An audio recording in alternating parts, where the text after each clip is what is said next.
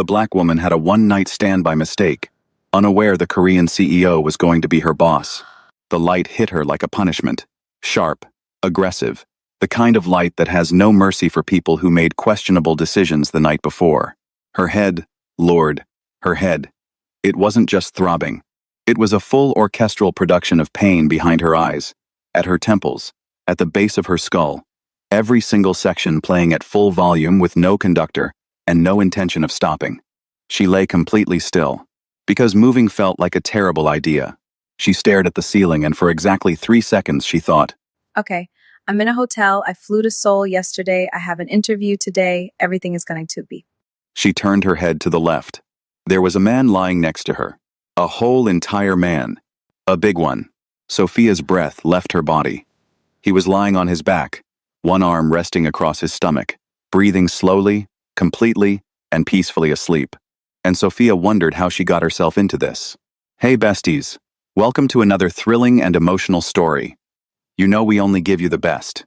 If this story already has you feeling something, smash that subscribe button and hit the notification bell, because this journey is a roller coaster ride, and you're welcome to hop on it. Before we go any further, we've got a gift for you. Click on the link in the description below to join our waitlist for your free ebook, How to Attract a High-Value Man Without Chasing. Now let's go back the story. Sophia was tensed, and her brain moved all over the place. Okay. Think, she said to herself.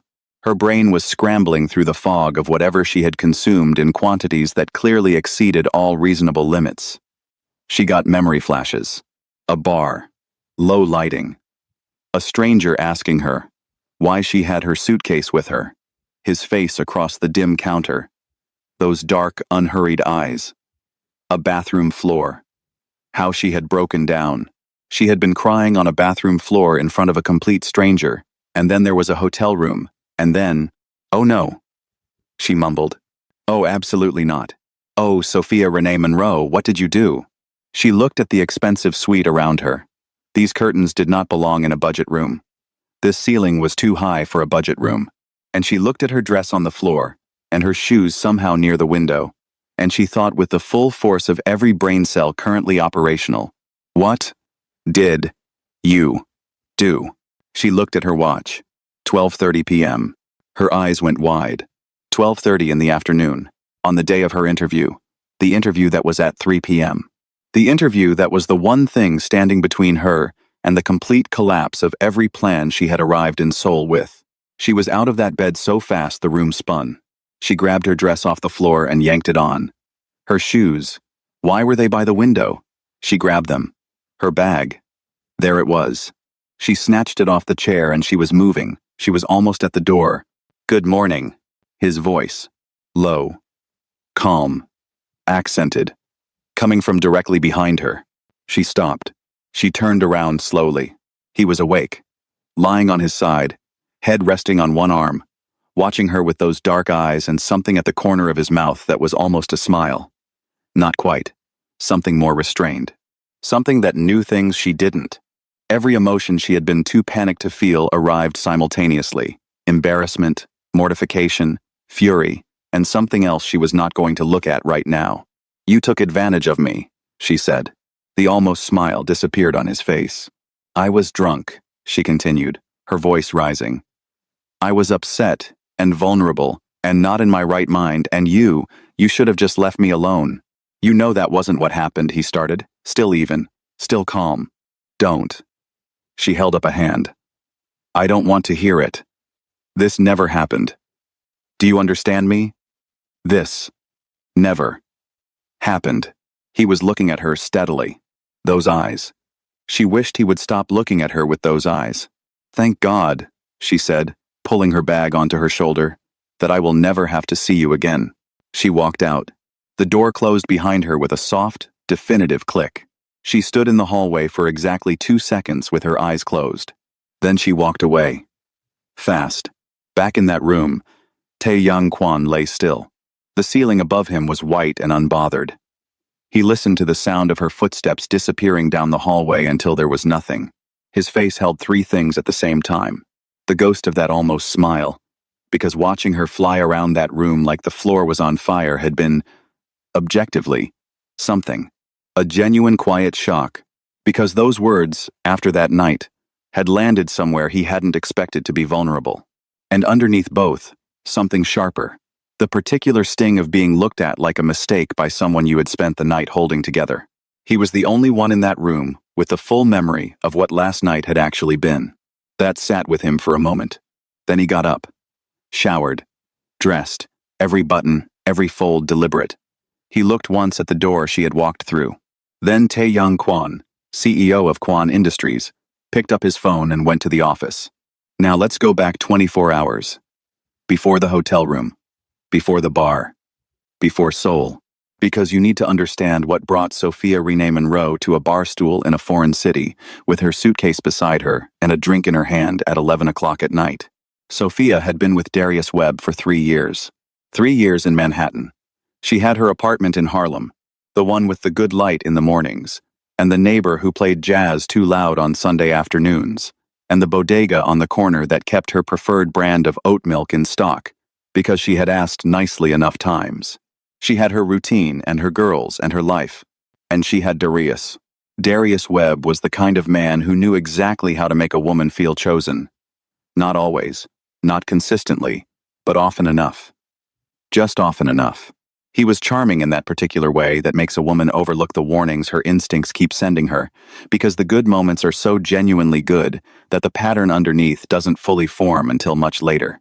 When he told her he had found a job in Seoul, a good one, a real opportunity, she had listened. When he said she could find something too, that he would take care of her, that they would build something together, she had believed him. She gave notice on her apartment, said goodbye to her girls, her bodega, her Sunday jazz neighbor, packed 3 years of her Manhattan life into 2 suitcases, bought a one-way ticket to Seoul. She did all of this for Darius Webb. She would need to sit with that fact for a very long time. The flight was 14 hours. Darius fell asleep somewhere over Alaska, completely, immediately, his locks spread across the headrest, mouth slightly open, peaceful, unbothered. She had watched him sleep for a moment with something warm in her chest. Then she had put her headphones on and thought about Seoul and their apartment, and the interview she had lined up for Monday. She was thinking about all of this when Darius's phone lit up on the tray table between them. A notification. White light in the darkness of the cabin. 5 words before the screen went dark.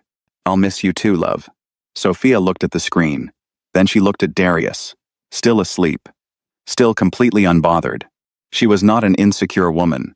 She had never once in 3 years felt the need to check his phone. She was secure, reasonable. She had trusted him. But today she was making a life-changing decision for him. And that message had suddenly become very important. She picked up his phone, typed the code he had never bothered to hide, and read every single message in that thread with the methodical focus of a woman determined to know the full extent of what she had found. She read it all, and then she found it. The message that made everything else look small. Darius had asked this woman to come to Seoul with him. Before he had asked Sophia, he had planned this entire relocation. The job, the city, the new beginning, and his first call had gone somewhere else. And that woman had said no. So he had turned around and asked Sophia, who had said yes, who had given up everything. She was not the plan. She was the backup. Sophia put the phone back exactly where she found it, folded her hands in her lap, put her headphones on, looked out the window at the black sky and the nothing below it. And she did not make a single sound for the remaining 9 hours of that flight. Not one. Because what do you do? What do you do sitting next to a man you cannot afford to make a scene with, in a city you cannot afford to turn away from, holding a secret burning a hole through your chest? You sit. You breathe. You look out the window. You count the hours. They landed at Incheon at 7:45 inches the evening, collected their bags, moved through customs, walked out together, 2 people with matching luggage and a secret only one of them knew she was carrying. She waited until they were outside. She said his name, just his name. Darius turned and something shifted in his eyes, the involuntary tell of a person who has just understood that the thing they buried has surfaced. He was about to say something when she interrupted. "Don't," Sophia said. Her voice was quiet, controlled, the kind of quiet that is not calm, It is the opposite of calm. The sound of a woman holding something enormous, very still. Soph, are you? So when she says no, Sophia said, I'm the one you call. The girl that'll always say yes. The words landed in the sole evening air and stayed there. Darius started talking. Fast, polished words that had clearly been prepared. He reached for her arm. The slap came before he finished his sentence. Not loud, not theatrical. The sound of a door closing. Final. Irrevocable. 3 years ending on a pavement outside an airport. Arrivals hall. Sophia picked up her suitcase. She walked. She did not look back. Not when he called her name. Not when his voice cracked. Not when heads turned on the pavement. Somewhere in the cold, clear air, she thought about her apartment in Harlem. About the good morning light. About everything she had walked away from. For him, she must have completely and absolutely lost her mind. If you've been in a situation like this, where you sacrificed more than you should have for someone who was not worth it, tell us your experience in the comments section. And tell me, what did you do afterwards? Did you thrive? Or did you let it hold you down? Don't forget to smash that subscribe button and hit the notification bell, because we are about to find out what Sophia did after this heartbreaking situation. Also, let me use this opportunity to invite you to join our membership. Be one of our elites in Soul and Soul Afro Stories community. You should know, we have perks for those in our secret circle. If you want to join, click the link in the description below and be part of us. Anyways, let us get back to the story. She found the bar the way broken people find bars, not by looking, but by needing one badly enough that the universe provides. Narrow, warm, low lit. She pulled her suitcase through the door, sat at the counter, pointed at a bottle because she didn't speak Korean and didn't care what it was. She drank the first one before the glass had settled. Ordered a second, and a third, and a fourth. She was on her fifth when she felt someone looking at her suitcase. She turned. He was sitting 2 seats down, and even sitting down he was enormous. Broad across the shoulders in a way his white shirt did nothing to conceal. Sleeves pushed to his forearms. Golden hair catching the low light with a richness that seemed deliberate. A jaw sharp enough to cut. And there, curling up the left side of his neck from beneath his collar, the dark edge of a tattoo that disappeared beneath the fabric like a secret. He was looking at her suitcase with a glass of amber liquid and an expression of complete, unruffled calm. Long night? He said. Clear. Accented. Each word given its full weight. Mind your business, she said. He looked up. Met her eyes. Did not react to her tone. Simply looked at her the way you look at something quietly interesting. Then looked back at his drink. Definitely a long night, he said. Almost to himself. They sat in silence for a while. The bar hummed around them. The kind of silence between two strangers who have decided the other one is not their problem tonight. Then he spoke, still looking at his glass. Whatever your problem is, it can't be worse than mine. And at least I left my poor bags at home. Sophia's grip tightened around her glass. She stared straight ahead at the bottles behind the bar. I don't have a home to leave a bag in. He turned his head toward her. Just slightly. She felt it without seeing it. I'll find a hotel, she added. When I'm done doing whatsoever I'm doing here. There's one close by, he said, his voice still even. Unhurried. Decent place. I can help with that if you need it. Sophia turned and looked at him slowly. The full weight of the worst day of her adult life, sitting right behind her eyes. Then she laughed. Sudden, unpolished, slightly broken at the edges. The laugh of a woman who had been on a plane for 14 hours, found out her boyfriend was cheating, slapped him outside an airport, dragged her suitcase through an unfamiliar city, and was now being offered hotel help by a tattooed stranger who looked like he had been carved specifically to make bad days worse. He turned to face her, brow pulling together with the genuine confusion of a man who had said a perfectly reasonable thing and could not account for this reaction. What? He said. I'm not a call girl, Sophia said. Something shifted at the corner of his mouth. Microscopic. Not quite a smile. The controlled, contained cousin of a smile. The kind that knows better than to arrive fully. I didn't think you were. Still unbothered. I was offering help. If you don't want it. He picked up his glass. Set it back down. That's fine. He reached for his jacket. She could tell by the complete absence of theater in his movement that he was genuinely about to leave. She heaved a sigh of relief. He was finally going to disturb someone else. And then the room tilted. Without warning. Without permission. The edges of everything went soft. And her stomach turned hard and fast. And her hand shot out and grabbed the counter's edge. And she made a sound that had nothing to do with dignity. He was beside her before she had formed a thought. One large hand at her back. Certain. Steady. No hesitation. He said something to the bartender in fast Korean, and then he was moving her, hand firm at her back, guiding her toward the back of the bar.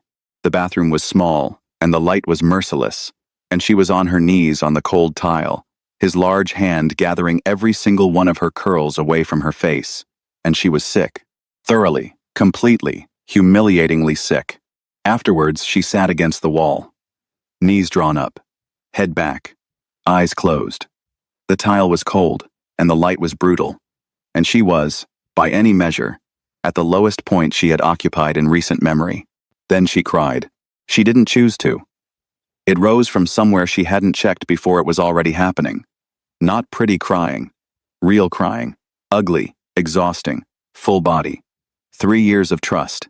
An ocean she had crossed. Everything she had left behind. It all came up and out of her.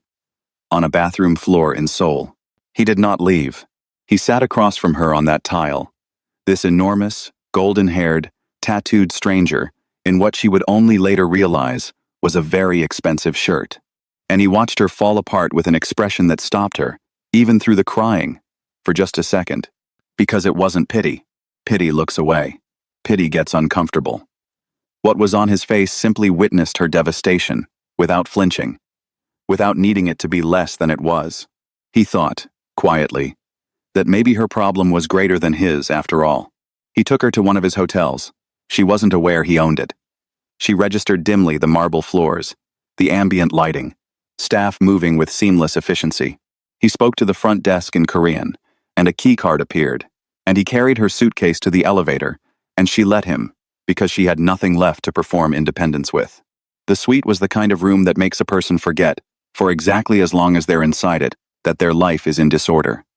High ceilings, wide bed, heavy curtains, Seoul at night through the window, all light and motion and beautiful indifference. He set her suitcase down, came back from the bathroom with a cool damp cloth. She pressed it to her face and breathed. He picked up his jacket. "Can you stay?" she asked. Her voice was raw. He paused, looked at her, set the jacket down.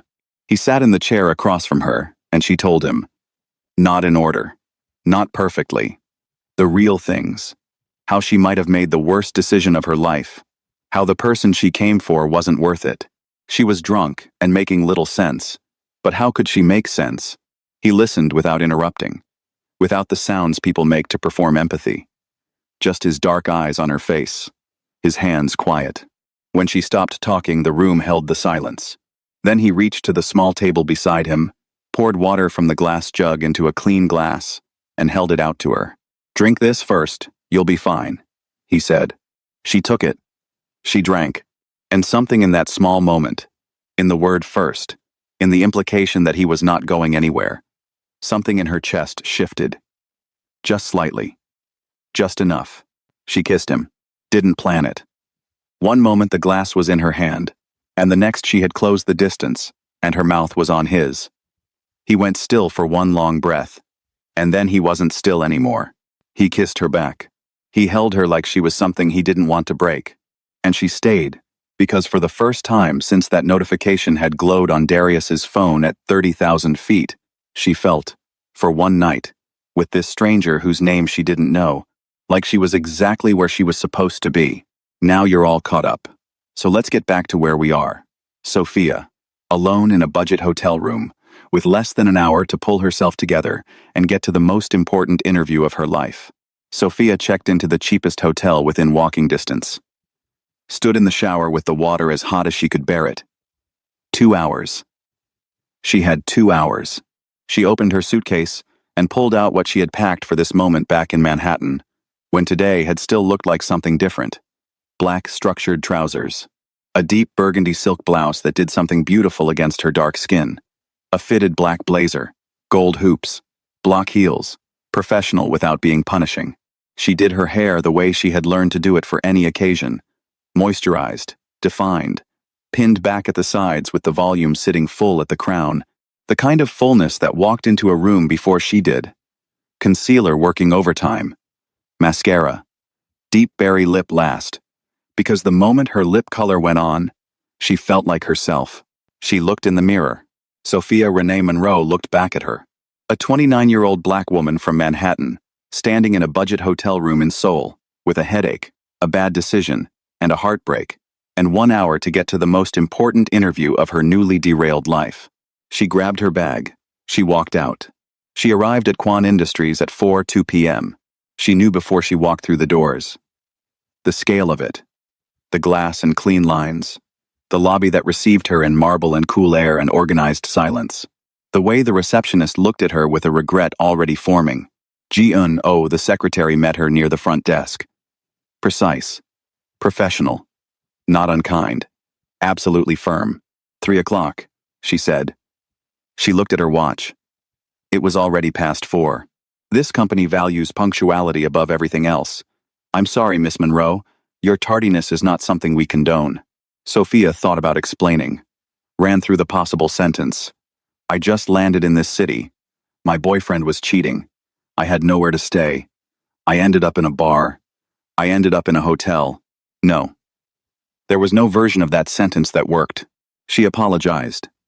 Turned toward the exit with the exhausted dignity of a woman who had used up everything she had and was still choosing to walk with her head up. And then the doors opened. She felt it before she saw it. A shift in the lobby, the receptionist's posture adjusting. Then she saw him. He came through those doors in a charcoal suit, built specifically for his body, for those shoulders, those legs, the exact dimensions of a man who was 6 feet 5 inches of composed, unhurried, aggressively present. Golden hair, sharp jaw, tattoo visible at the open collar where the top button was, as she was already learning. Always undone. He was looking at his phone. Then he wasn't. He looked up. His eyes found her across the lobby. And the world, for one sharp, breathless, disbelieving second, simply stopped.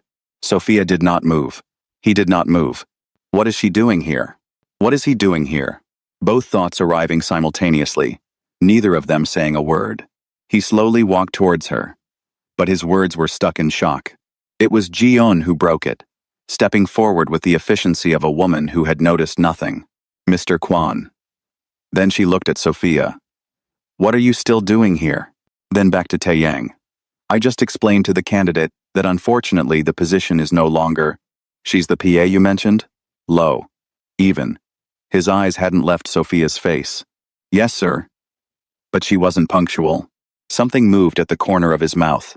Sophia recognized it. She wished she didn't. Do you still need this interview?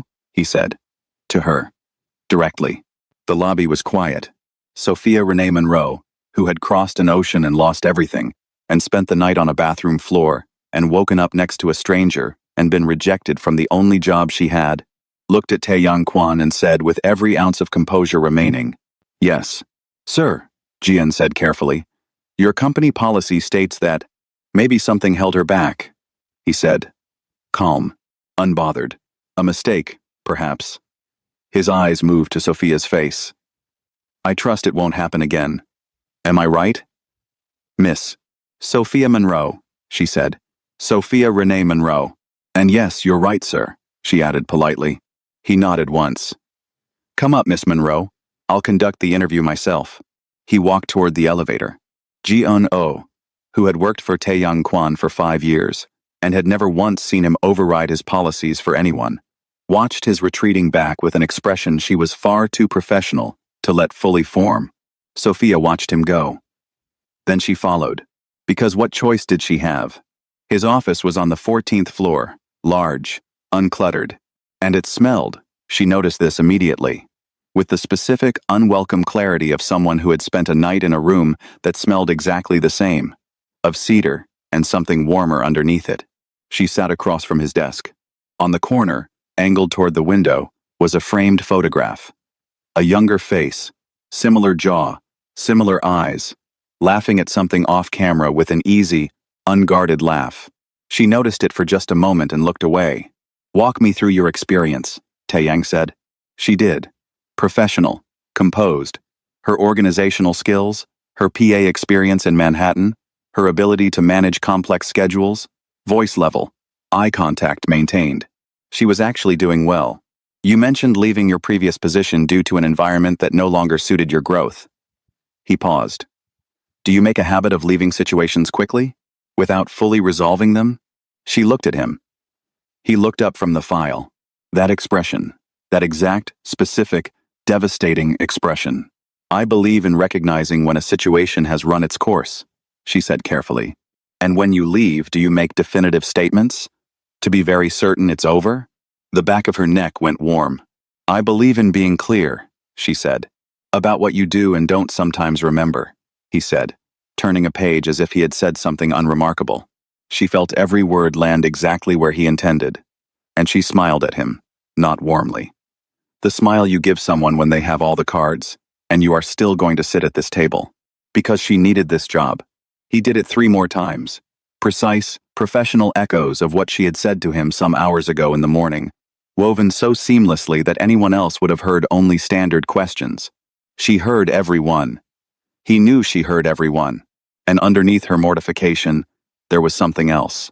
This man was sharp, deliberate.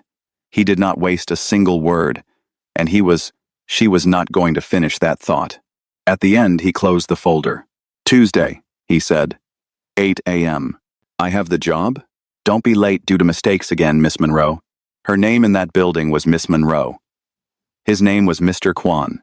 And between those 2 names, Sophia constructed a wall so complete, so aggressively maintained, that she arrived every morning at 7:55 and had his schedule prepared before he asked. His calls screened before he knew he needed it. His office, running with the frictionless efficiency of a woman, determined that whatever had happened in that hotel room would never once be visible in this building. He let her build it. He watched her lay each brick and said nothing. There was something privately interesting to him about the sheer disciplined commitment she brought to pretending. But there were moments. An elevator, 11 floors, no one else, and the silence between them had a texture that professional silence does not have. A Tuesday afternoon when she intercepted a time-consuming client call with such smoothness that he paused in his doorway and simply looked at her. She was already looking back. 1 second. No more. Then they both looked away. It was a Thursday. 5 weeks in. She came in at 4:30 with the following week's schedule. When she finished, he said, "Sit down, Miss Monroe. Please," he added. Not an afterthought. A choice. She sat. Outside the window, the Seoul sky was going the deep blue of late afternoon. The photograph on his desk caught the last of the light. "That night," he said. "Tell me what really happened. I've been curious." She could have deflected, but she looked at him, at the complete absence of anything predatory in his expression, and understood he was simply asking, the way he did everything. So she told him the truth. All of it. Darius. 3 years. Manhattan. The notification at 30,000 feet. The woman who had been asked first. Landing in Seoul with nowhere to go, and the devastating weight of realizing you had been someone's second choice for a journey you gave up everything to take. When she finished the office, held the silence, something had tightened in his expression, around the eyes. Something that looked, in the controlled vocabulary of Taeyang Kwan's face, very much like a quiet, private fury on her behalf. He didn't show it beyond that. "You can go," he said. She stood, walked to the door, stopped. "Why were you in that bar?" she asked. "A CEO like you. Alone. Random bar at 11 at night." He looked at her. Then he leaned back in his chair and, for the first time since she had walked into this office 5 weeks ago, told her something true about himself. He had a brother. Had, past tense. And anyone paying attention, watching his face the way Sophia was watching his face, would have caught the exact moment that single word landed in the room. Not with drama. Not with the trembling chin or the glassy eyes that grief usually performs with. Just a stillness. The particular stillness of a man who has carried something heavy for so long that he no longer notices the weight until someone asks him to set it down. His name was Jun Seo, 3 years older. The kind of man, Taeyong said, who laughed easily and drove too fast and made every room feel like a party that had been waiting specifically for him to arrive. The kind of man who takes up space in the best possible way, not by demanding it, but by filling it so naturally that when he is gone, the room never quite recovers its original shape. He died 11 years ago. An accident. A night that ended everything, it ended. Taeyang was 26 years old when it happened. He told this the way he told everything. Clean, precise, without the softness that most people wrap around their grief to make it more presentable, more palatable, easier for the listener to receive. He did not dress it up. He did not protect himself or the person listening with careful language. He just said it. And somehow, that made it land harder than tears ever could have. Because tears give you somewhere to put your sympathy. Tears let you respond. But this quiet, this controlled delivery of the worst thing that had ever happened to him, this left Sophia with nothing to do but sit with it, fully, without anywhere to put her hands. After Jun Seo, he said, he became the only son, the last one. And that word, last, sat in his mouth differently from other words. You could hear it. The weight of it. His father had spent his entire life building Kwon Industries with the intention of passing it forward to his sons, plural, to the next generation, to the continuation of everything he had sacrificed to create. Now there was one son left, one chance, one set of shoulders to carry everything that two pairs had been meant to hold. His parents wanted grandchildren. They wanted the name continued, the lineage secured, the company passed down to blood they recognized. They had been patient. God knows they had been patient. 7 years of watching him pour himself into that company, of watching him build something that dwarfed what his father had handed him. But patience, his father had made very clear, had an expiration date. So the introductions began. Carefully selected women, carefully selected families. He had met every single one of them, had been polite, attentive, the perfect son performing the perfect version of consideration. He had not chosen any of them. He was not going to choose any of them. Because he was 37 years old, and he had spent more than a decade doing exactly what was expected of him, and he was not going to build the rest of his life around a person he had not chosen himself. He had watched what expectation did to people. He had watched it do things to Jun Seo. Quiet things, slow things, the kind of things his brother had absorbed without complaint, and never fully escaped. And Jun Seo was gone now. Gone at 29, on a wet road, on an ordinary night that had no business being the last one. And Taeyang had sat in the silence that followed and thought, his brother had never once been asked what he actually wanted. He was not going to let that happen to himself. The ultimatum came 2 months ago. A wife within 2 years, or the CEO title would pass to his first cousin. A man who had contributed precisely nothing to this company. A man whose only qualification was the fortunate accident of his bloodline. Taeyang had looked at his father when he said it, and felt something close in him that had never fully opened again. He had argued with his parents about it that very afternoon, the afternoon before Sophia Monroe crossed an ocean and landed in his city. The argument had been significant. His father's voice had stayed quiet throughout, which was always worse than shouting. His mother had said nothing, which was worse than both.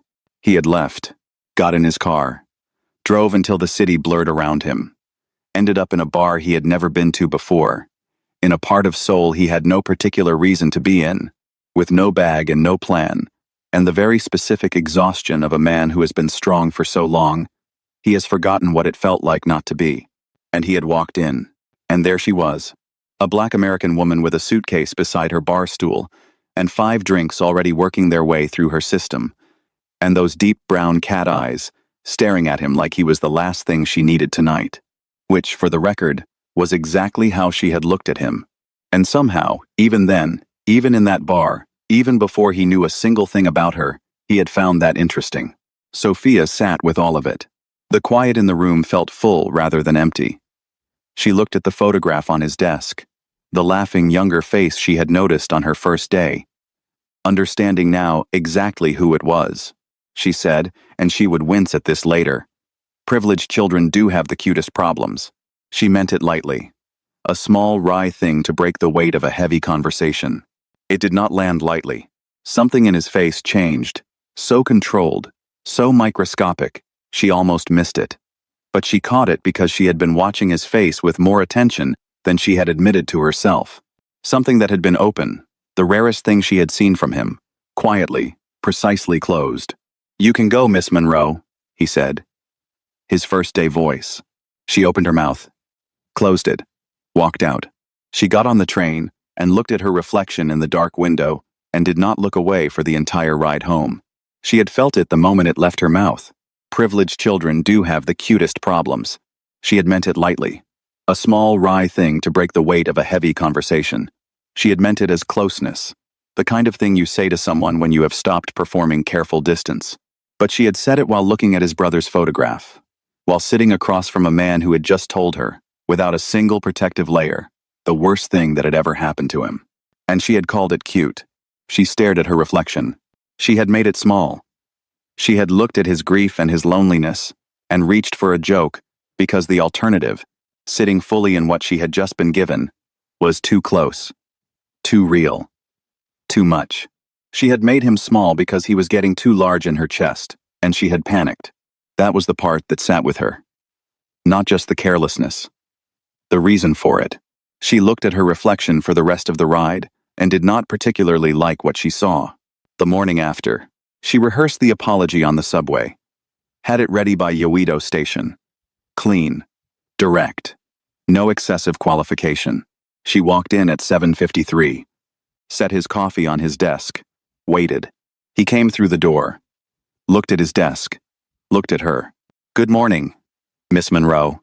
His normal voice. Entirely. Completely. Absolutely normal. She waited for the coolness. The careful distance. It didn't come. He picked up his brief, scanned it, sat down, opened his laptop, as if yesterday's office and the open window of it had simply not happened. She didn't know what to do with that. She tried at 11. Knocked on his open door. "Mr. Kwan." "I wanted to, Miss Monroe." He set down what he was reading. "Whatever you're about to say, don't." She stopped. "Not because it isn't worth saying," he said, "but because you already know you were careless. And I already know you know. Which means the apology is for you, not for me." She stood very still.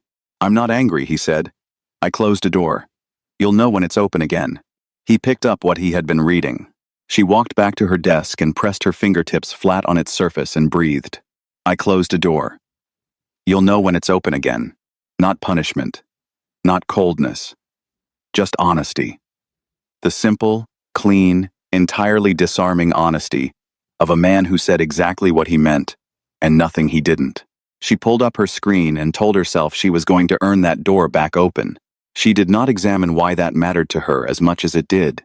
He never made it easy to maintain a sensible interior life. Not deliberately. That was almost worse. He was simply himself, precise and quietly attentive in the way he was attentive to everything he had decided mattered. And somewhere between week 1 and week 6, Sophia had arrived at the deeply unwelcome realization that she was something he had decided mattered. The jazz article appeared on her desk on a Wednesday. No note, no explanation. A new sole location of a Harlem jazz club, printed and left precisely in the center of her workspace. She had mentioned the jazz neighbor once, on a bathroom floor in the worst hour of her life. To a stranger she had not expected to remember a single word she said. He had remembered. She went to the club on Saturday, sat at the bar, listened until a trumpet player leaned into a note that lasted longer than notes are supposed to last, and she closed her eyes and felt something unknot in her chest she hadn't known was knotted. She thought about Harlem. Then she thought about him. She went home and told herself it was just music. She was still humming the song 3 weeks later at her desk when she looked up and found him in his doorway watching her with something quiet and still in his expression. "You went," he said. "Yes," she said. Something shifted at the corner of his mouth. "And?" he said. "The trumpet player," she said, "was extraordinary." He held her gaze for a moment. "Good." He went back to his office. She sat at her desk and felt the wall develop a crack she had not authorized, and spent the rest of the afternoon pretending she hadn't noticed.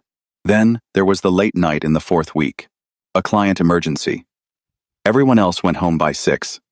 By 9, it was just the two of them, and the particular intimacy of a building emptied around 2 people still working. She ordered noodles because she couldn't remember eating, and the question of whether he had eaten felt equally relevant without her having decided it should. She knocked on his open door with 2 containers. He looked up. Something crossed his face, not the almost smile. Something more unguarded, arriving before he could decide whether to allow it. "Sit," he said, not Mr. Kwan's voice. Just his. They ate. 20 minutes passed without a word about work. "How long did you work in Manhattan?" he said. 6 years, for a fashion editor who communicated entirely through meaningful silences and the aggressive rearranging of objects on her desk. "You learned to read silence," he said. "Her silence," Sophia said. "Yours is different." He looked up. "Mine." She kept her expression neutral. "Generally speaking, people's silences are different." "What does mine say?" he said. "Right now." She considered him across the desk, the light from his laptop. His shirt sleeves pushed to his forearms the way she had first seen them in a bar that felt like a different life. "That you already know the answer to what you're asking," she said.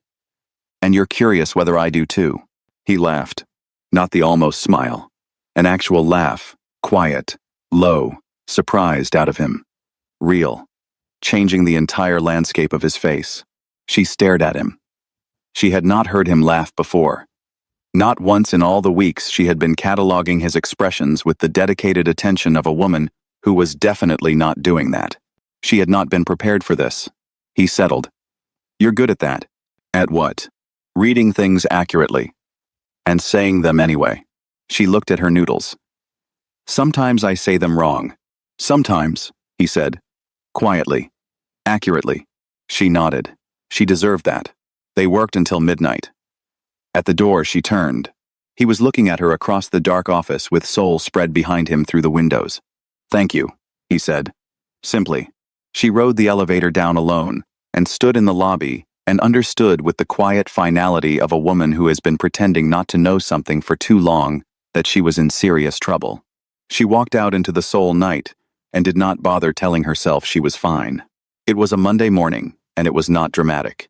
She was formatting the weekly schedule when Kim Junho from legal stopped at her desk.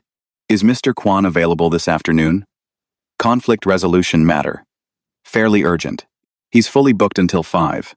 Thursday at 2 there was a cancellation." "You're very protective of his time," Kim Junho said pleasantly. "That's my job," she said. He walked away.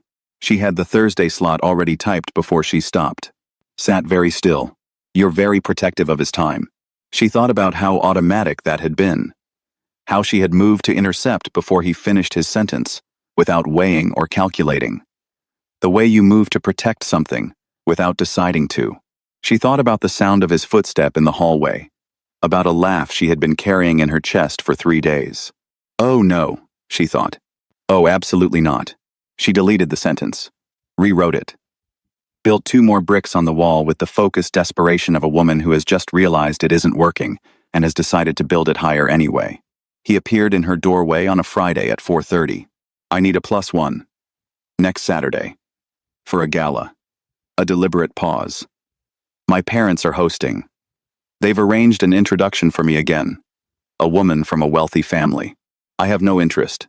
I need someone beside me that makes her jealous and makes my parents uncomfortable." Silence. "I want you there," he said. She looked back at her screen. "I'll check your calendar for Sophia." Her name, not Miss Monroe.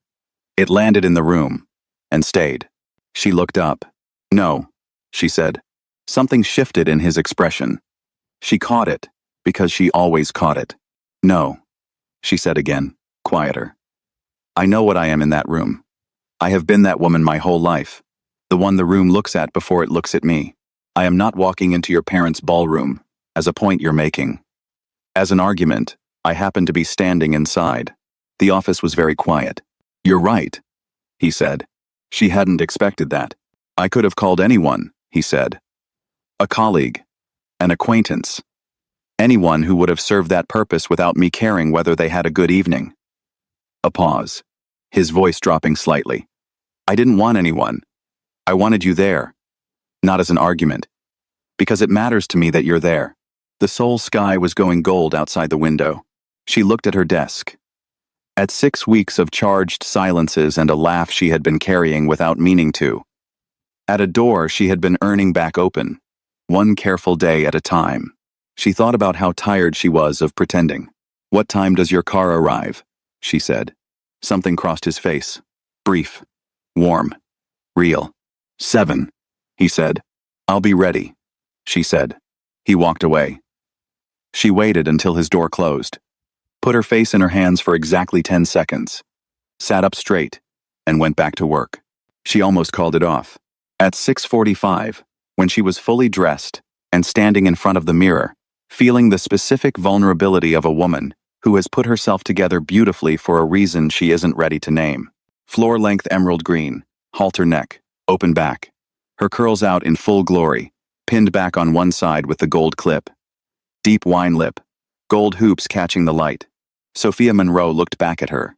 She picked up her bag and went downstairs. He was already inside. She got in and felt him before she saw him. That quality of stillness, the particular gravity of him. Then she looked at him, and he was looking at her, not a glance. The full, unhurried, unguarded look of a man whose composure had slipped before he could decide whether to allow it.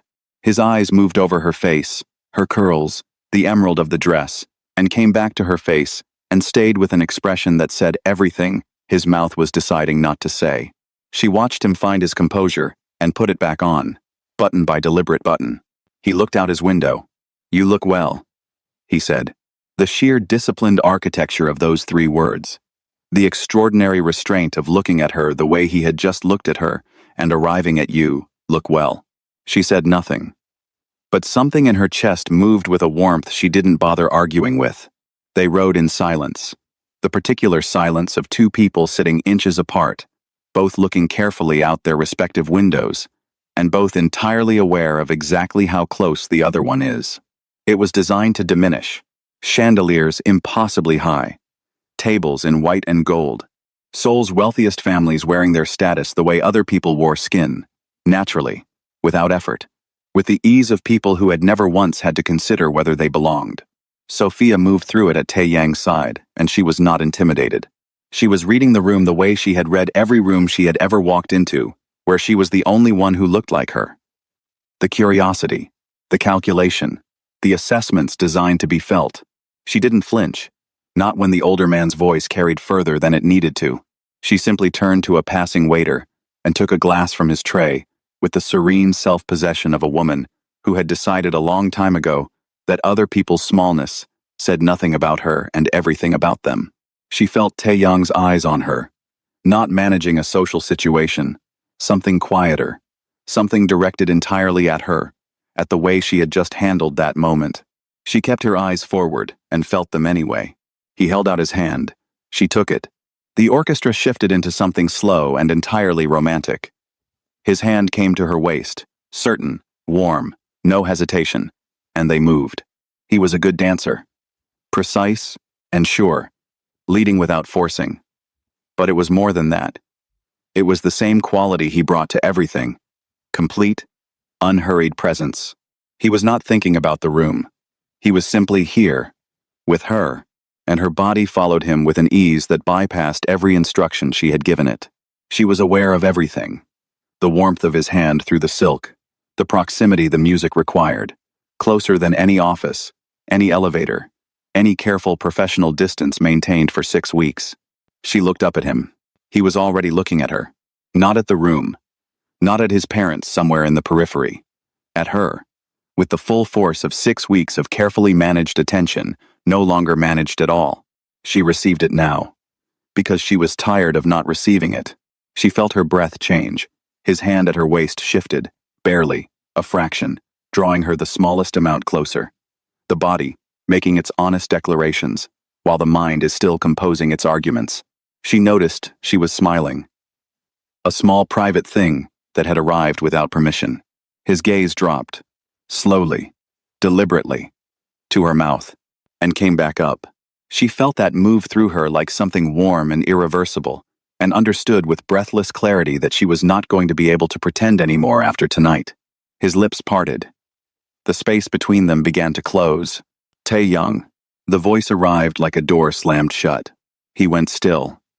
One last, suspended breath. Then he stepped back. Exactly as far as appropriate. Not a millimeter more. Byung-ho Kwon stood just off the dance floor. Silver hair, black tuxedo. The straight-backed stillness of a man who had never once needed to raise his voice. Beside him, Soo-yeon, smaller, more elegant, in pale gold, her eyes moving between her son and Sophia, with the quiet intelligence of a woman who had already understood everything. She knew this look. She had a whole language for it. Developed young, refined over years. The specific literacy of a black woman who has spent her life in rooms where her presence requires justification she was never asked to provide. She felt it move over her like cold water. She stood straight, kept her chin level, breathed through the tight, hot, familiar thing in her chest with the quiet expertise of 29 years. She did not look away. She felt Tae-yang shift beside her, almost imperceptibly.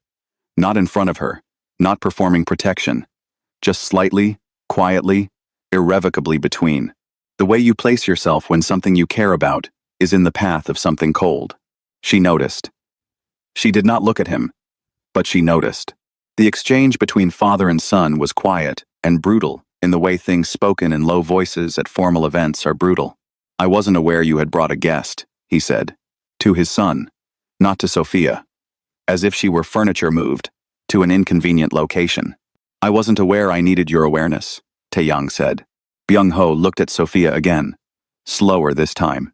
The specific, practiced tool of a man who had spent decades making people understand their place without saying it directly.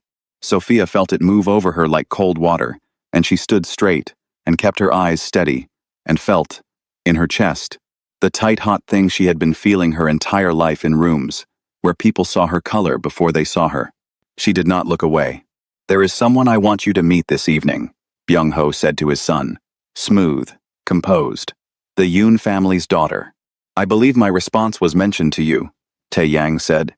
Byung-ho's smile to the room was immaculate. His voice barely above their conversation. You brought her here to embarrass this family.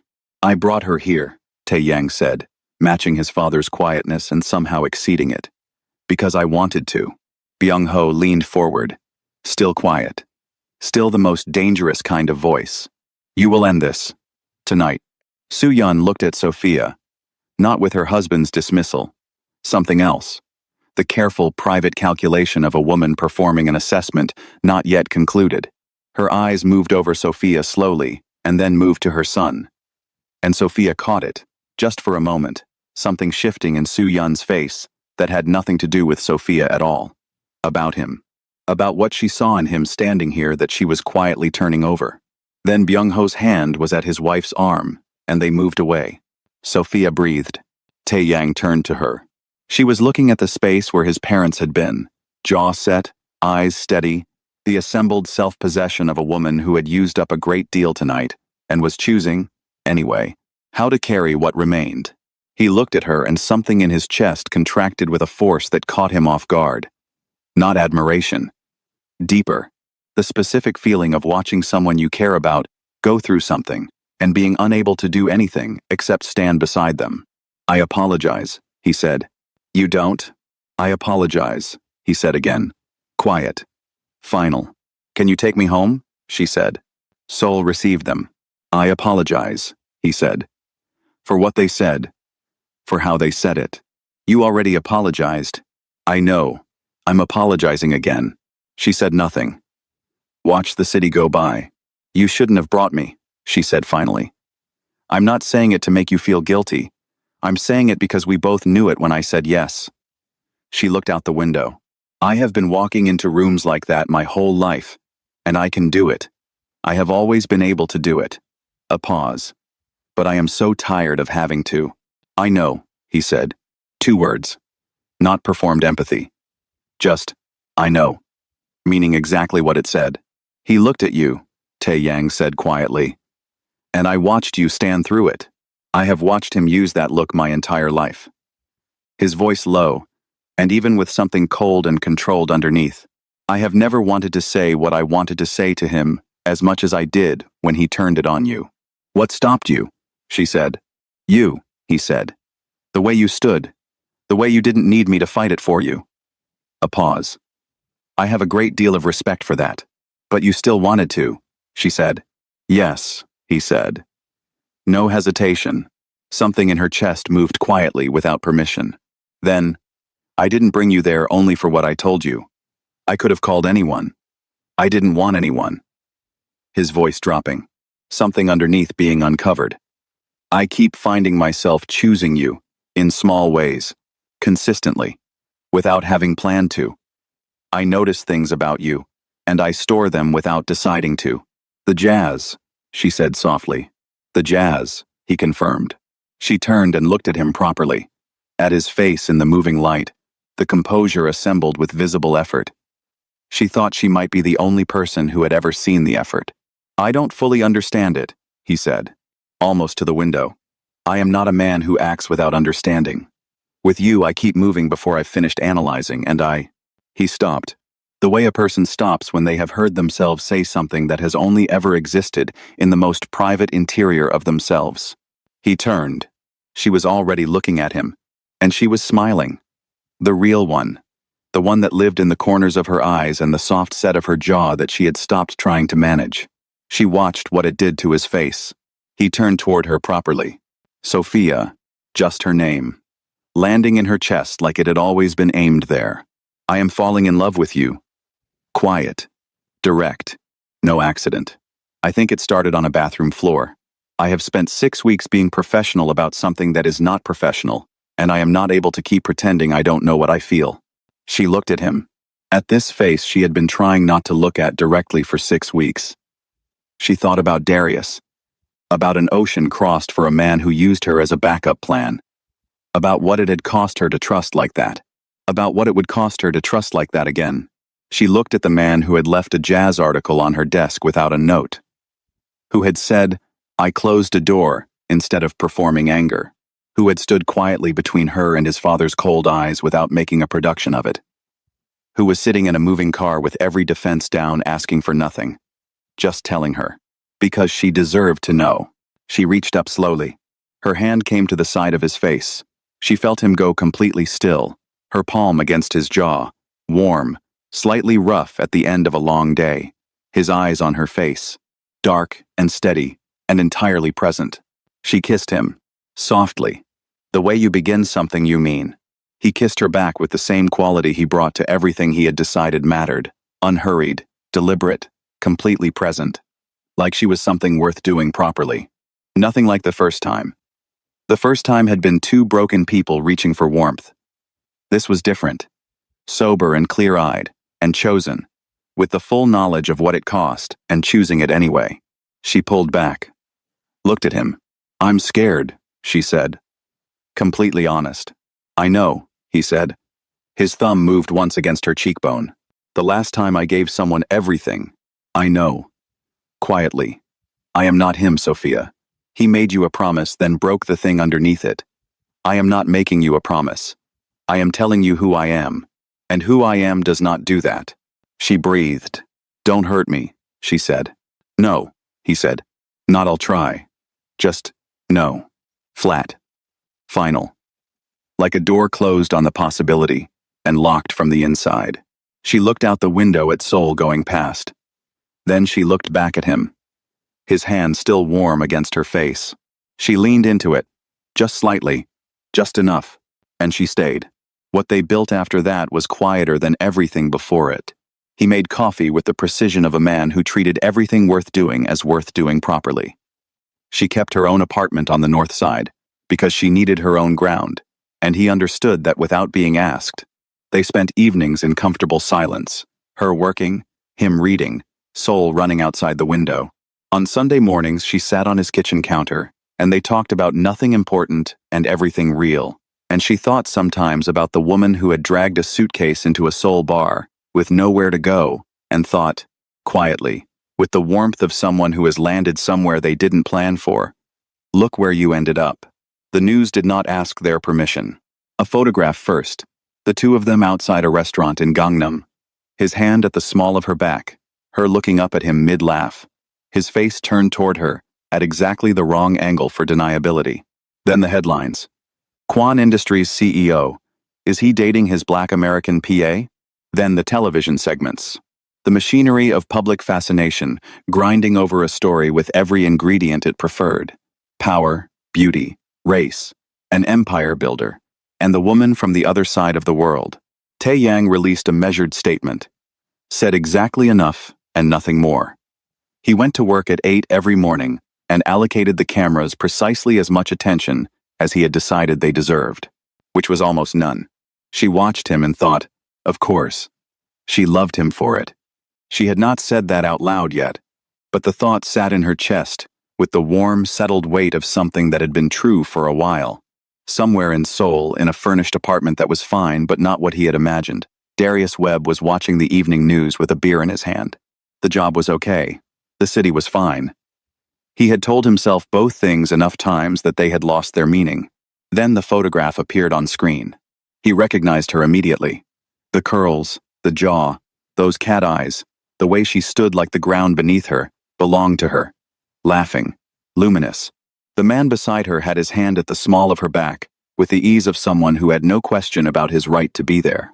Darius looked at the man, at the expression on his face as he looked at Sophia, the kind that doesn't know it's being photographed, and therefore can't be anything except exactly what it is. Darius set his beer down. He understood with the slow, merciless clarity of a man watching a door close permanently from the wrong side exactly what he had thrown away. Not because she was with a billionaire. Because of the way the billionaire looked at her. Like she was the most important thing in the room. Darius had never once looked at Sophia Monroe like that. And he knew it. He tightened his fist in anger. Taeyang told his parents on a Sunday. His mother cooked on Sundays. His father's armor was slightly less assembled. It was the closest thing to neutral ground the Kwon family home offered. He told them he was in love with Sophia Monroe. That he intended to marry her. That he was informing them, not asking. Because he was 37 years old, and this was his life, and his choice. Soo-yeon looked at her tea. She had spent months watching her son. The way he moved differently when Sophia was beside him. The quality of his attention, present in a room in a way he hadn't been in years. She had seen the photograph and recognized in his expression something she had not seen since before Jun Seo. She thought about Jun Seo, about all the things her eldest son had accepted without ever being asked what he wanted. About an ordinary night on a wet road that had no business being the last one. She was not going to make the same mistake with the son she had left. She set down her tea.